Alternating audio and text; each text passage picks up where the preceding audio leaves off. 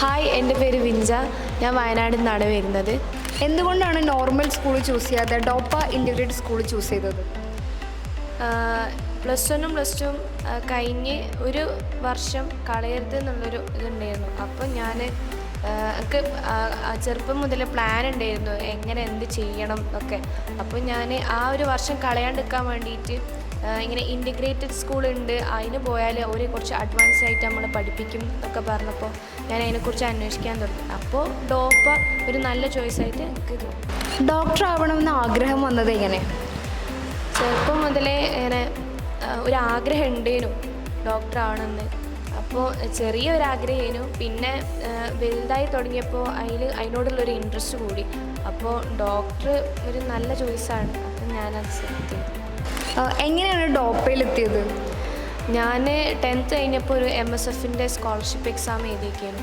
അപ്പോൾ അതിൽ എനിക്ക് സ്കോളർഷിപ്പ് കിട്ടി പറഞ്ഞ മെസ്സേജ് വന്ന്. പിന്നെ ഇൻ്റർവ്യൂ ഉണ്ടായിരുന്നു ഇവിടെ കോട്ടക്കൽ ഡോപ്പേൻ്റെ ഈ ഓഫീസിൽ വെച്ച്.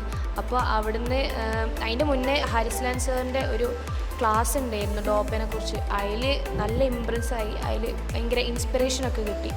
അപ്പോൾ പിന്നെ ഇൻ്റർവ്യൂവിൽ പാസ്സായി. പിന്നെ അതിലേക്ക് തന്നെ പോകാമെന്ന് ഞാൻ തീരുമാനിച്ചു. ഡോക്ടർ എന്ന ഡ്രീമിൽ പാരൻസ് സപ്പോർട്ടാണോ? പാരൻസ് നല്ല സപ്പോർട്ടാണ്. ഓർക്ക് വലുതാവുമ്പോൾ എല്ലാവരും നല്ലൊരു ജോലി പഠിച്ച് നല്ലൊരു ജോലി വാങ്ങണം എന്നൊരിതുണ്ടായിരുന്നു. അപ്പോൾ ഓരിങ്ങനെ ചോദിക്കുക എന്താവണ്ടേ.